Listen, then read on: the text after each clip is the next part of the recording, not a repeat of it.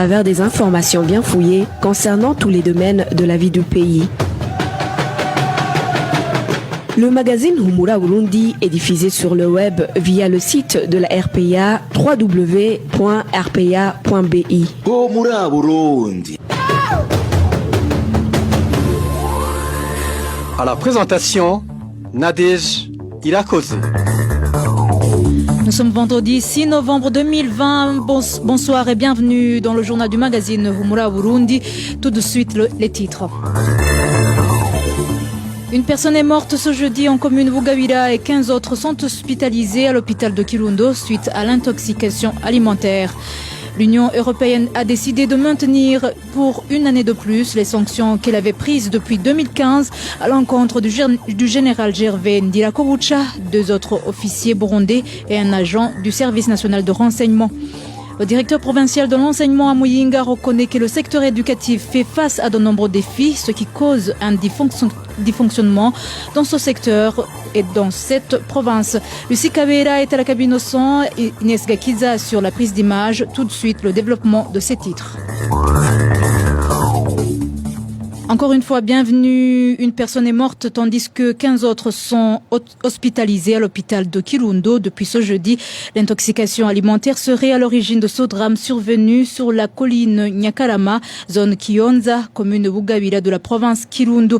Le point avec Rachel Kagissier. Au total, les victimes de cette intoxication alimentaire sont au nombre de 16. Elles sont toutes issues d'une même famille. Il s'agit en effet d'un couple de ses enfants et de ses petits-enfants. Selon notre source sur la colline Nyakarama, les membres de cette famille venaient de partager un repas fait de haricots, de pâtes de manioc et de feuilles de manioc dit Isombe en Kirundi. Dans un laps de temps, tous ceux qui ont goûté à ce repas ont commencé à sentir des maux de ventre. S'en est suivi une séance de vomissement et de diarrhée. Un des enfants finira par rendre son âme aussitôt arrivé au centre de santé de Nyakarama. Les 15 autres seront évacués vers l'hôpital de Kirundo. Jusqu'à présent, le flou plane toujours sur la cause de cette tragédie. Les uns parlent de simple intoxication alimentaire, d'autres avancent la théorie d'un probable empoisonnement.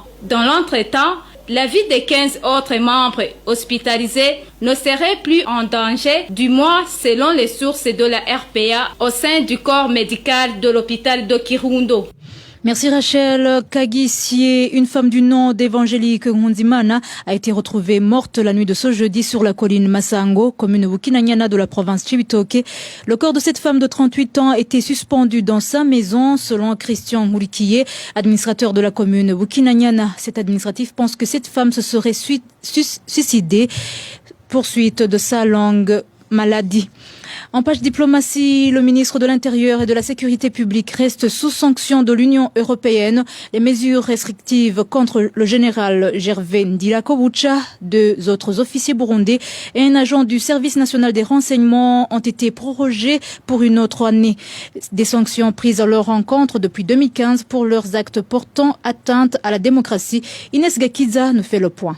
Général Gervais Ndirakobucha, surnommé Ndakugarika, actuel ministre de l'Intérieur, du Développement communautaire et de la Sécurité publique, et le général Godefroy Bizimana, chargé des missions à la présidence, sont les 2 autorités du gouvernement d'Aïchimiye frappées par les sanctions de l'Union européenne prises pour la première fois en octobre 2015. À cette époque, ils étaient respectivement chefs de cabinet de l'administration présidentielle et directeur général adjoint de la police. Ils ont été sanctionnés pour avoir porté atteinte à la démocratie à travers les mesures prises en 2015 visant à réprimer les manifestations pacifiques contre le 3e mandat du président d'alors, feu Pierre Nkurunziza. Ces mesures faisaient entre autres allusion au recours disproportionné à la force, à des actes de violence, à des actes de répression et des violations du droit international.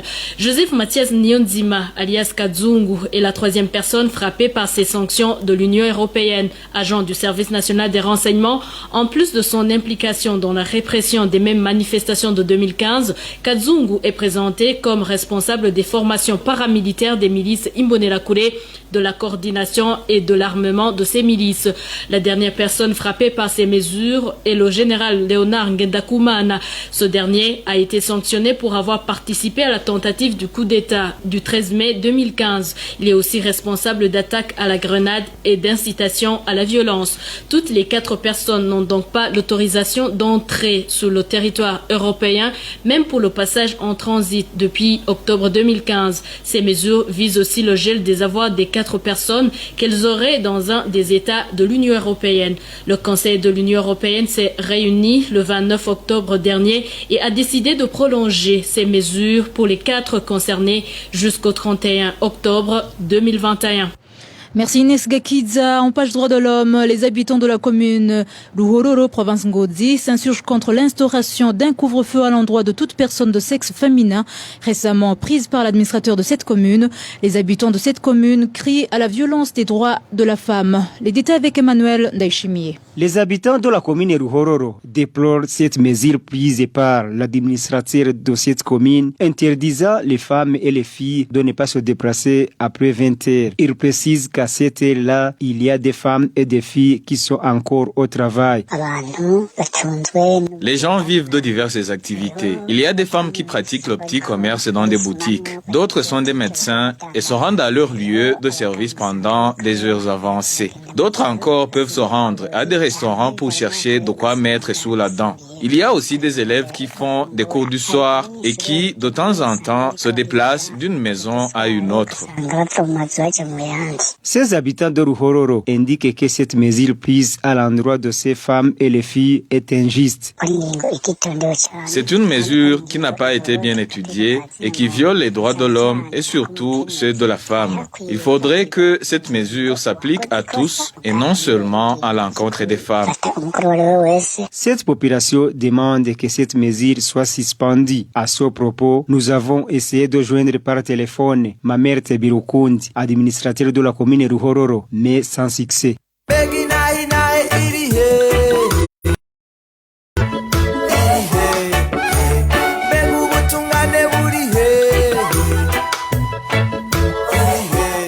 RPA reste solidaire avec les journalistes du groupe de presse Iwachu, Agnès Ndirusa, Christine Kamikazi, Terence Modenzi et Egid Halilimana, en détention depuis le 22 octobre 2019. Ils ne sont victimes que de leur métier de journaliste.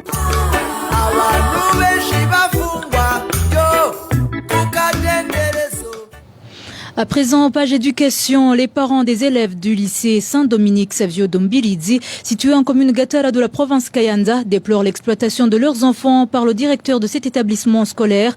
Et pour cause, cela fait plus de 10 jours que leurs enfants approvisionnent en briques et à pied le chantier du dit responsable, ce qui non seulement les fatigue, mais perturbe aussi leurs activités scolaires. Les détails avec Vicky Chris Ninheretse. Ce directeur du lycée Saint-Dominique Savio Dombilidzi, en commune Gatara, qui utilise les élèves dans les travaux de construction de sa propre maison, s'appelle Hermès Chimilimana. Les parents des élèves de cet établissement indiquent qu'il y a 2 semaines que leurs enfants transportaient des briques sur ordre de ce directeur. On croyait que ces briques étaient destinées aux travaux de l'école, mais nous avons finalement appris que c'est pour la construction de la maison du directeur. Le même directeur a recommandé à chaque élève de transporter 40 briques. Pour les parents des élèves, ces travaux ont des répercussions sur les activités scolaires, mais aussi sur leur santé. Pendant les heures de cours, ces élèves n'étudient pas la dernière heure. Ils vont transporter les briques. Ces travaux affectent beaucoup les élèves, car certains habitent dans d'autres communes, très loin de cette école, et rentrent trop tard, étant fatigués, au point qu'ils ne peuvent pas réviser les cours à la maison. Les parents des élèves du lycée Saint-Dominique Savio Dombilidzi demandent aux autorités habilitées de redresser ce directeur car leurs enfants ont été envoyés à l'école pour étudier, non pas pour être des ouvriers de ce directeur. La rédaction de la RPA a essayé de Mana, directeur du lycée Saint-Dominique Savio Dombilidzi, mais son téléphone sonnait sans que personne ne décroche. Merci Vicky Chris Nineretse. En province Muyinga, le directeur provincial de l'enseignement reconnaît que le secteur éducatif dans cette province fait face à de nombreux défis. Le manque de bancs pupitres et de salles de classe, sans oublier l'effectif insuffisant d'enseignants, serait à l'origine du dysfonctionnement du secteur de l'éducation dans cette province. Le point avec Marie-Ange Irakodze. En province de Muyinga, la journée mondiale de l'enseignant et de l'enseignante a été célébrée dans l'avant-midi de ce vendredi. Le directeur provincial de l'enseignant a profité de cette occasion pour présenter les problèmes qui hantent ce secteur dans cette province. Blaise Pascal Misago a d'abord évoqué le problème d'insuffisance et de bancs pupitres. Nous avons des enfants qui s'assoient par terre dans certaines communes, mais il y a de l'espoir. Nous nous sommes entretenus avec les administratifs et nous comptons vider prochainement cette question.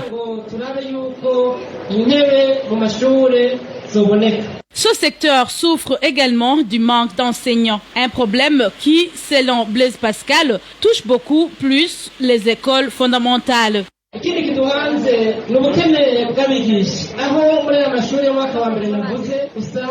L'autre défi, c'est le manque d'enseignants. Dans les classes de première année, on compte plus de 120 écoliers pour un enseignant. Vous comprenez que c'est un grand défi. Dans l'enseignement post-fondamental, il y a un léger mieux, mais là aussi, ce problème existe.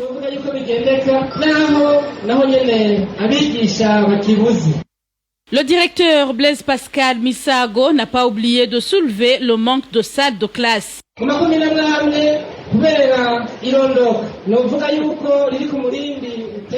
Suite à la croissance démographique très élevée observée dans certaines communes, les salles de classe font énormément défaut. À certains établissements, les directeurs n'ont pas de bureau. À d'autres, il n'y a même pas de salle de professeurs.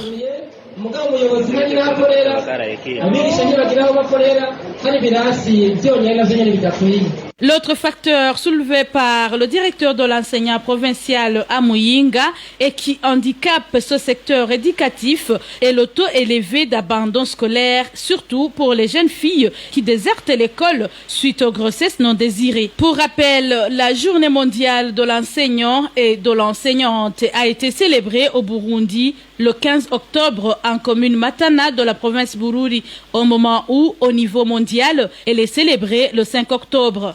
Merci Marie-Ange Irakodze. En page gouvernance, la réhabilitation du tronçon Nyamitanga-Ruhwa a été émaillée de détournement de fonds publics et de pots de vin partagés entre les autorités du cabinet de feu, le président Pierre Nkurunziza et les responsables de Sogea Satom. Cela a servi de couverture à cette entreprise qui n'a pas été inquiétée nonobstant le manque à ses obligations. Cet élément sonore n'est pas encore disponible. Et en page société, la pénurie du ciment s'observe presque sur tout le territoire national. La RPA a fait le tour des provinces Gitega et Ngozi. Les habitants indiquent que le ciment se vend qui est disponible s'achète à un prix exorbitant. Nous nous excusons, les deux éléments sonores ne sont pas disponibles. Et enfin, en page réfugiés, certains réfugiés de Nakival en Ouganda ont créé une microfinance comme moyen de survie. L'une des responsables de cette microfinance s'est entretenue avec notre confrère Émile Nibasumba. Suzanne Nininahazwe s'est associée aux autres réfugiés de Nakival pour créer une microfinance avec un capital de 10 millions shillings ougandais. C'est une microfinance qui a demandé de collaborer avec la banque Equity dans le cadre de paiement mensuel des frais de ration alimentaire aux réfugiés. Suzanne Nininahazwe reçoit un bénéfice de 70 000 shillings chaque mois, mais elle déplore la petite taille de son capital. Ici, elle dit que la caisse de la microfinance se vide 3 fois par jour dans la période de paiement des réfugiés. Elle explique qu'il y a des frais de retrait que la microfinance est obligée de payer chaque fois qu'elle va retirer des fonds supplémentaires pour payer les réfugiés. Un autre problème, c'est que les clients ne peuvent pas rester là-bas pour attendre. Ils décident souvent d'aller ailleurs pour qu'ils soient vite servis.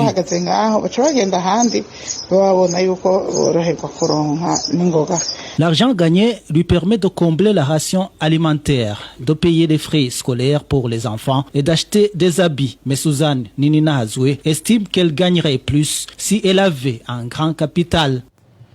C'est sur le reportage d'Émile Nibasumba que nous clôturons le journal de ce vendredi 6 novembre 2020. Merci de nous avoir suivis. Merci à l'équipe rédactionnelle ainsi qu'à l'équipe technique.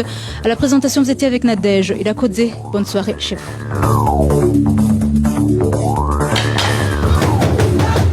C'était le magazine Humura Burundi.